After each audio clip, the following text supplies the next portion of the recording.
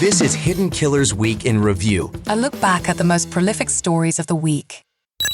This is the Hidden Killers podcast with Tony Brueski. Featuring defense attorney, Hidden Killers daily contributor, and host of the Defense Diaries podcast, Bob Motta.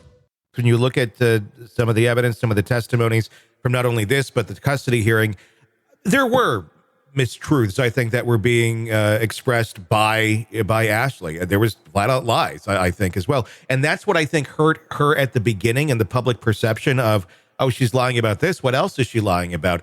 But that doesn't mean everything someone says is a lie. Some people are just like that. Some people are going to kind of fabricate things a little bit here and there, but it doesn't mean the story as a whole is off. And if she, and I do generally believe she believes everything that she's saying.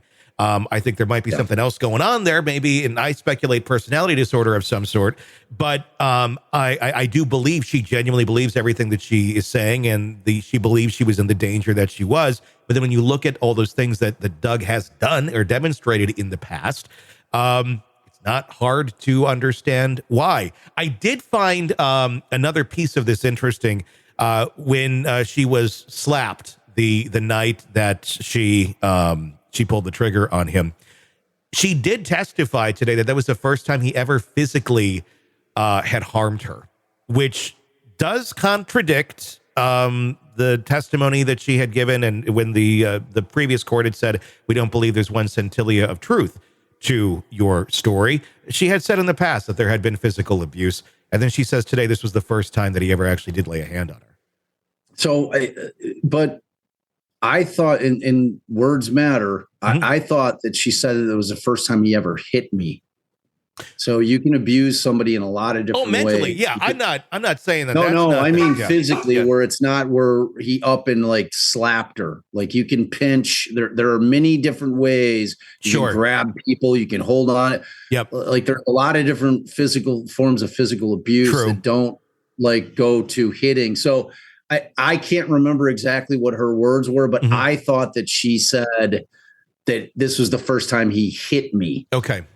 So which is different. You're right. Like grabbing her arms and controlling her and putting her up against a wall and doing things like that are still physical abuse. That's not hitting. So I don't know. Like that Judge Moreland, I've had judges like that where once they're locked into somebody that they just don't believe, that's it. Because like judges aren't robots. Like for whatever reason, that judge thought that she was full of it. Sure. You know, I mean, which again, a lot of the things that Ashley has done and was doing was really trying to manipulate her way. She was trying to out manipulate a manipulator is what it was, in my opinion. She was trying to figure out a way that she could get out of that jurisdiction, that she had to get out of that state. She had to get out from under that divorce petition. And like, I think that she was absolutely trying to fool him into saying, okay, I'm going to drop the dissolution, because that frees her to move out of state. Once she's out of state, and then she can go and initiate a petition for dissolution in the new state, which means she'll get a new judge. Because Tony, I'm just telling you, man, like I've had judges, I've had GALs, I've had counselors that, whether my client is a man or a woman, where they just don't believe my client. And I'm sitting here hearing just the details of these relationships where like, I know my client's telling me the truth, but I can't get other people to see it. And when you have a situation like a GAL, judges take the words of GALs as if it's like come down from God on a tablet and handed to the judge. It's like, I'm like, where's your discretion, Your Honor? So in those relationships where they're antagonistic with GALs, where I know how valuable judges feel that their opinions are in terms of what decision they're ultimately going to make in these cases. And like, I'm in that position where most GALs are lawyers that I work with in my county, who are all divorce attorneys who have taken a class to become a GAL, you know, and like I'm in that awkward position of having to attack them for not doing a good job or not doing a thorough investigation, you know, and it puts it like, the system is just, to me, broken in many, many different ways. And, I mean, it took them forever, just states in general, to even create these domestic violence statutes. True. Where women were just getting abused for forever. Yeah. In this country, really, not this country, the world. It's true. Yeah. And it's like they finally put these into place. And is that to say that there aren't women that use those statutes as a sword as opposed to a shield, which is the intent of it? Of course not. There are women who abuse it. There are women that and it's like that you have so many factors that are at play with a divorce, especially when there's custody involved, that you just have to take into consideration.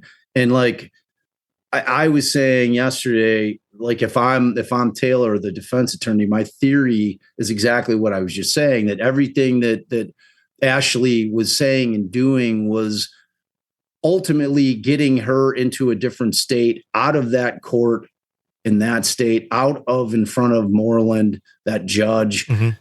But she had every intent on divorcing him, but that she just realized it was like the way that it was going to go down there was not going to be in her best interest, or more importantly, her daughter's best interest. Sure. So she did everything that she had to do in her mind to get out of there and to get out from under that petition, because had that petition still been in place, he could have dragged her back there. Like that court still has jurisdiction over her and the child. Yeah.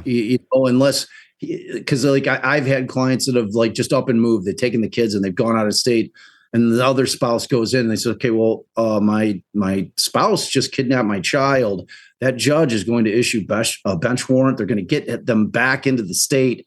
Like once you're stuck in courts, you're stuck in them. Yeah. You know, and it's like, I've just seen it like firsthand so many times where you have a judge that you just cannot convince, no matter what they hear, no matter what they see, that your client's being truthful, because again, judges are human beings. So it's a fascinating case. It's a tragic case in a lot of different ways, but like my bottom line is I believe her. I really do. I'm definitely, I think, leaning that way more than I ever have been. Want more of the podcast without the ads? Then hit subscribe to the True Crime Today Premium Plus channel on Apple Podcasts. Try it now for 3 days, absolutely free. You'll get access to all of our extended advance ad-free episodes instantly. So you can binge without the break. True Crime Today Premium Plus. Search and subscribe now on Apple Podcasts.